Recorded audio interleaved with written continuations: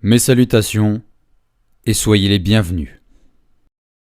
Apparu il y a quelques années, à la suite d'une traîtrise, un jeune ministre, inconnu de la scène politique française, est passé en moins de 2 ans d'un portefeuille ministériel clé, l'économie, à une candidature aux élections présidentielles sans le soutien d'aucun parti historique, sans le soutien d'aucune organisation ni locale, ni régionale, ni nationale, et enfin sans n'avoir jamais brigué le moindre mandat électif auparavant. Un individu qui a compris que, étant au cœur du système exécutif, ce qui fait le gagnant d'une élection n'est ni la compétence ni la vision, mais bien le plébiscite. À travers une campagne médiatique que le dictionnaire nous autorise à qualifier de propagande, tant le visage du candidat était accessible à la masse des électeurs, contrairement à ses idées. Idées donc floues, qui cependant auront convaincu suffisamment de citoyens pour l'amener au sommet du pouvoir exécutif. Ayant aggloméré autour de lui des profils de tous bords, principalement des ambitions déçues et des âmes serviles qui favorisent le poste, l'influence et le revenu, au lieu de favoriser le rôle, le devoir, la nation, en un mot, l'histoire. Et malgré 5 années de confusion, alors qu'il semble tout à fait clair qu'à la place d'un ni de droite ni de gauche, nous avons là une vision et des faits économiques de la droite qui se donnent une apparence et des discours de la gauche. C'est sûrement par le trouble qu'il impose aux esprits que sont encore peu nombreux aujourd'hui ceux qui pourraient définir le macronisme. La plupart des politologues experts qui se réunissent en famille le dimanche ont l'expérience de la vie pour eux. Et ils parviennent à donner et à se mettre d'accord sur des définitions concernant des systèmes comme le socialisme, le libéralisme et même le communisme. Le néolibéralisme, lui aussi, commence à être compris, mais pas véritablement le macronisme. 5 ans de confusion et d'ignorance qui ont néanmoins permis de renouveler le mandat d'un président français dont l'idéologie semble aussi mouvante que les vagues de la côte atlantique, discourant sur une morale le lundi et faisant appliquer une politique contraire le surlendemain.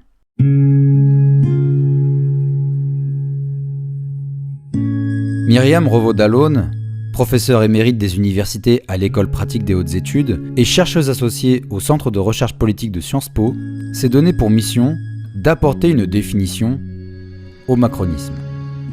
Auteur émérite de nombreux ouvrages et essais éclairant sur les rapports de domination, sur les sources de l'autorité ou sur les problèmes de la représentation en politique, Myriam Revaud-Dallon ajoute une pierre à l'édifice de notre pensée à travers son ouvrage « L'esprit du macronisme », sous-titré « Ou l'art de dévoyer les concepts ». Un titre dont la référence appuyée à Montesquieu et son esprit des lois, ainsi qu'à Max Weber et son esprit du capitalisme, n'est pas cachée par l'auteur. Elle l'écrit. Le but est d'aborder cet objet insaisissable qu'est le macronisme dans son adhérence à l'esprit du temps. Un essai bienvenu pour qui souhaite sortir son esprit de la fange boueuse de l'actualité. Une actualité qui, depuis 2017, ne nous a toujours pas permis de comprendre qui était réellement, entre guillemets, le président Emmanuel Macron. Durant la campagne présidentielle de 2017, la graine du macronisme fut plantée. Et par sa victoire, la vision d'Emmanuel Macron prit donc racine dans le champ politique français. Et les jeunes pousses d'En Marche, entre vétérans aigris issus de partis vieillissants et jeunes suiveurs inexpérimentés en soif de reconnaissance sociale. De ce pêle-mêle aux idéologies initialement diverses, va se concentrer une nouvelle vision de l'existence sociale, que Revaud-Dallon saluera comme étant l'incarnation de l'esprit du macronisme. Elle s'appuiera pour le définir sur 4 piliers. La coexistence, l'autonomie, la dérive du principe de responsabilité individuelle et la capacité. L'ouvrage est sorti en janvier 2021, après 4 années de Macronie, mais surtout en pleine période d'interrogation concernant la pandémie qui faisait rage depuis l'année précédente. Aussi la question s'est-elle posée que, dans l'urgence de la situation, dans le chaos provoqué par la maladie respiratoire, et plus ou moins involontairement maintenu par des décisions gouvernementales, est-ce que définir le macronisme a un sens ? Étant donné que de toutes les façons il est déjà au pouvoir et qu'en 2021 il était probable qu'il se représente. Il apparaît en tout cas clairement que la vision sociale d'Emmanuel Macron semble simpliste. Il y a ceux qui travaillent, qui réussissent, et ceux qui ne sont rien. Pour trouver une activité, un emploi, c'est simple. Il faut faire des efforts. L'ambition doit être la plus noble des causes, quand bien même vous préféreriez l'humilité de votre situation et les bienfaits d'une vie simple, vous êtes, aux yeux de la Macronie, une toute petite personne. Le pouvoir en démocratie, c'est avant tout celui des mots. Et donc, les macronades, ces petites phrases tantôt hautaines, tantôt assassines, nous en apprennent plus sur le président que l'ensemble de ses discours. Et ils nous apprennent surtout sa vision du lien social, sa vision de la réussite individuelle, sa vision de la modernité. Lorsque l'on parle de gens qui ne sont rien, cela veut-il dire qu'ils n'ont même pas essayé ? Et s'ils ont essayé, mais n'ont pas réussi, alors ils ont échoué. Mais l'échec, bien souvent, est plébiscité par ceux qui réussissent, car l'échec est un bon professeur, si on sait l'écouter. Cependant, entre des gens qui ont échoué et des gens qui ne sont rien, il y a une distance idéologique dangereuse. Ainsi, la réussite au sens macroniste, c'est une réussite professionnelle, c'est une réussite matérielle, une réussite au sens capitaliste, à la façon d'un maître de l'univers comme dans un roman de Tom Wolfe. D'aucuns diraient qu'il y a là une aliénation par l'ambition. Le but étant d'atteindre le sommet de l'échelle sociale, en accord avec des valeurs de compétition, de dépassement de soi, d'ultra-productivité et aussi, pourquoi pas, d'entraide par le réseau. Une pensée individualiste en somme. Et là, se demande Myriam Revaud-Dallon, comment peut-on faire société avec une telle pensée individualiste au plus haut sommet de l'État ? Car si le système de société que la France a développé depuis la fin des années 40 est envié de par le monde, ce n'est pas pour rien. Dans la plupart des secteurs, qu'il s'agisse de la santé, de la culture, de l'éducation, de l'administration, du maintien de l'ordre, tous les citoyens français ont un jour à faire aux institutions. Et pour l'auteur, ce sont ces liens inhérents entre les citoyens et les institutions qui forment le cœur de notre société. De votre naissance à votre mort, vous jouissez d'une immense liberté de principe sur le territoire français, à condition que l'État ait accès au minimum vous concernant, à travers votre famille, votre scolarité, vos impôts, votre travail, vos retraites, etc. Et qu'on l'accepte ou non, la plupart des citoyens y sont liés. Pour les plus précarisés, c'est même le dernier rempart les préservant de la misère. Depuis 22 ans que le nouveau millénaire a commencé, une sensation de tension s'opère dans notre société. Depuis 22 ans sont apparus des centaines de milliardaires, des milliers de millionnaires et des millions de précaires. Chacun est libre de s'en faire l'interprétation. Mais du point de vue macronien, les réussites semblent de moins en moins nombreuses et les gens qui ne sont rien forment un peuple dans le peuple. Ainsi, le lien entre les institutions et les citoyens, vital pour notre modèle, est décrié par l'esprit macroniste, qui accuse les premières d'entretenir la démotivation des seconds. La réussite, vue par un Emmanuel Macron, est celle d'un jeune quadragénaire, sans enfant déclaré, étant parvenu au sommet de la politique française sans avoir jamais été candidat ailleurs. C'est donc celle d'un disrupteur, pour ce qui est du parcours politique, et d'un néolibéral autoritaire, pour ce qui est de l'application de sa vision politique. Après tout, pourquoi promouvoir les institutions quand on n'en a jamais bénéficié que de très loin, quand elles nous ont pris bien plus à travers les impôts que ce qu'elles nous ont apporté à travers le lien social ? Il y a donc dans l'esprit du macronisme un rejet de la relation institutionnelle entre l'État et le citoyen, une relation qui est pourtant au cœur de notre système social. Le concept d'autonomie, qui est acquis par tous, est contraire au concept d'hétéronomie, qui consiste en une dépendance à l'égard d'une norme imposée de l'extérieur. Historiquement, les philosophies des Lumières, ainsi que le texte qu'Emmanuel Kant leur consacre, insistent sur ce point. Pensez par vous-même. Sous-entendez, soyez autonome dans vos prises de décision, dans votre capacité à faire les bons choix. Ne dépendez ni de rien, ni de personne d'autre. Position morale on ne peut plus louable, car il apparaît évident que l'on se pose en humaniste lorsque l'on affirme que chacun doit être libre de ses pensées et de ses actions. Même si, soit dit en passant, penser par soi-même ne nous empêche pas d'apprendre des autres. La preuve, cette chaîne n'existerait pas sans la lecture d'auteurs reconnus pour leur apport envers la civilisation, ni sans les conférences qui existent en libre accès sur les réseaux. Ce que Kant qualifie de mentalité élargie. En tant qu'individu, je suis la somme de ce que les autres peuvent m'apporter. Cependant, on ne pourra pas objecter que, poussé à son paroxysme, une telle position morale encline les individus à l'individualisme. Et à nouveau, peut-on faire société à partir d'un collectif d'individualistes ? C'est en tout cas ce que la vision néolibérale du monde tend à imposer. L'individu n'est plus une cellule liée aux autres dans un espace commun, formant société, mais il est déterminé par ses résultats en tant qu'agent économique. Seule sa productivité, sa capacité à créer de la valeur, sa réussite personnelle comptent dans son rapport aux autres. Le tout évidemment en ayant le moins de dépendance possible envers les institutions. Je cite l'auteur. L'individu dit autonome est celui qui anticipe et calcule de façon rationnelle l'utilité, la rentabilité et l'efficacité de son action. Ses options et ses décisions ne lui apparaissent pas comme l'effet de contraintes imposées de l'extérieur. Elles doivent être intériorisées comme si elles procédaient de son jugement rationnel et de son libre choix. Fin de citation.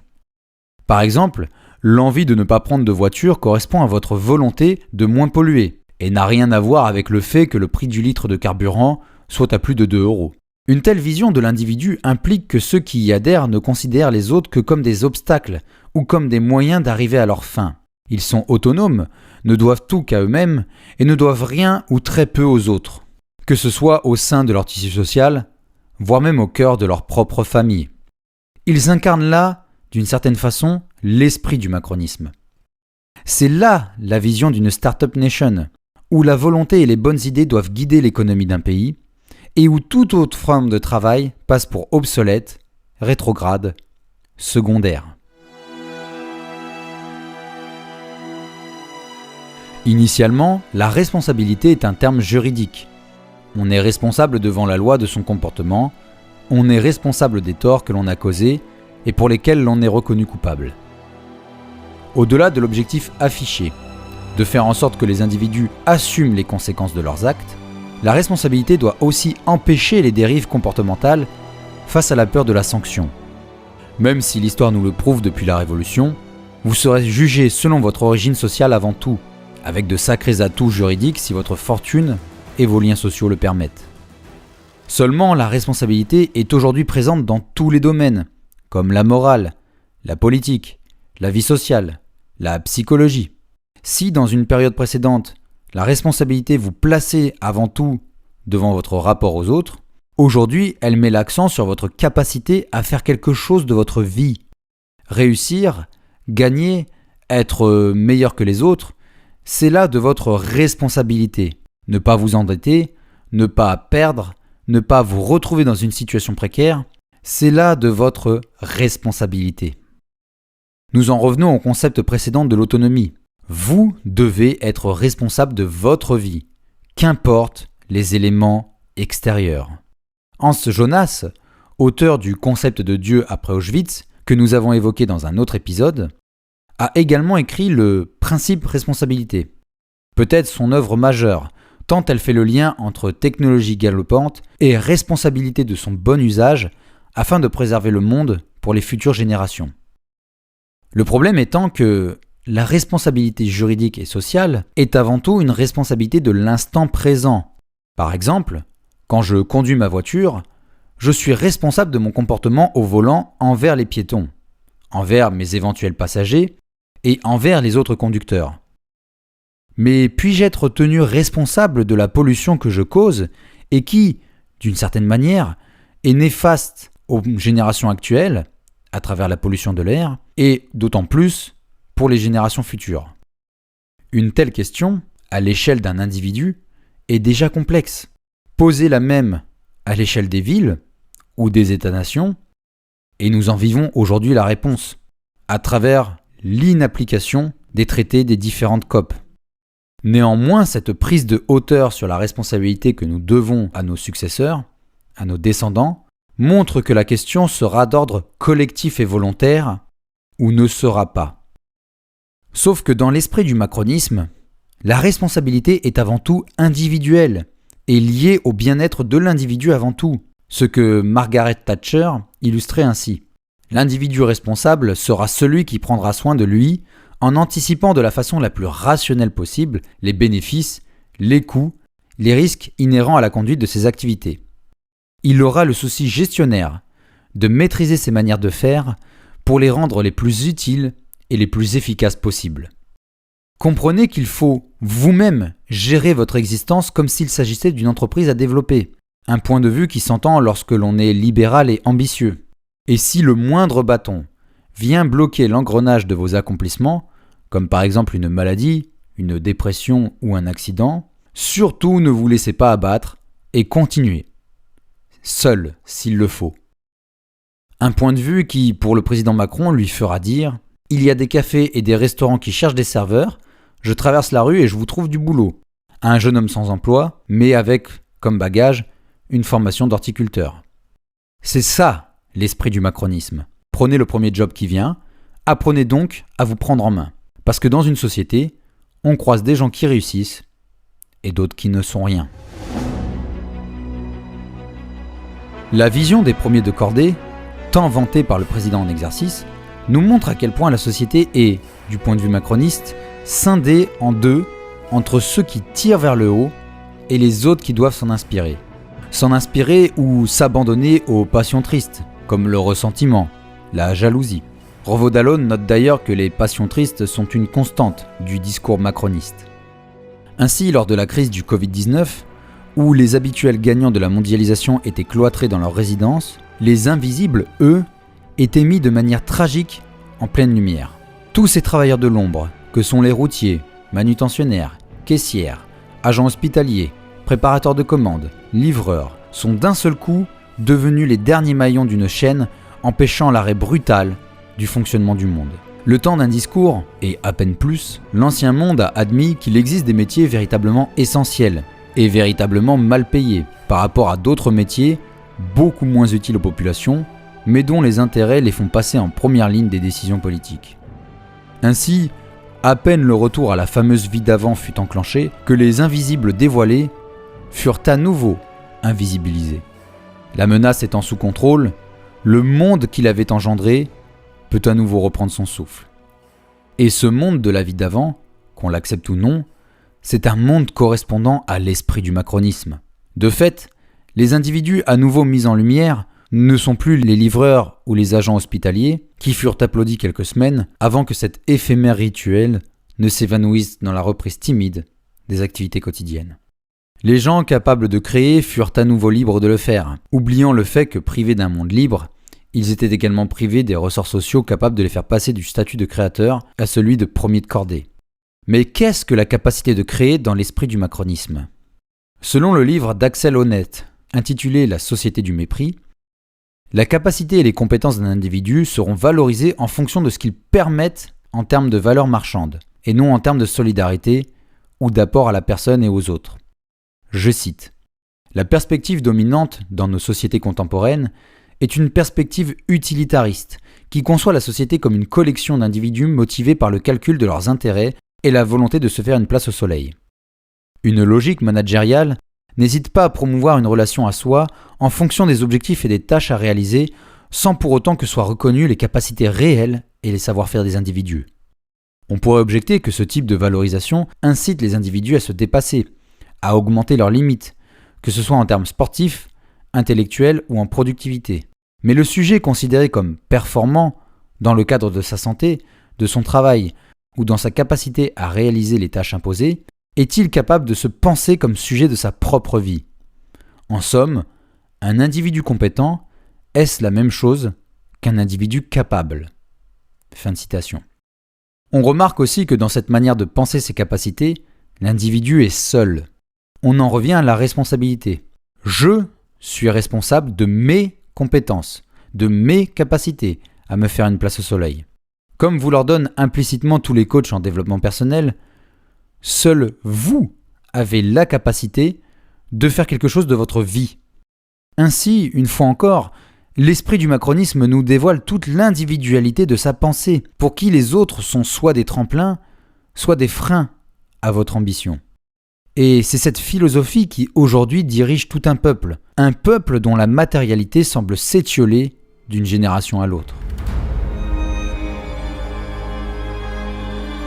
Malgré sa centaine de pages, l'essai de Myriam Revaud-Dallon parvient enfin à mettre des mots et une définition sur un mode de pensée, qui, par sa promotion, tend à fragiliser encore davantage les liens qui unissent la population française.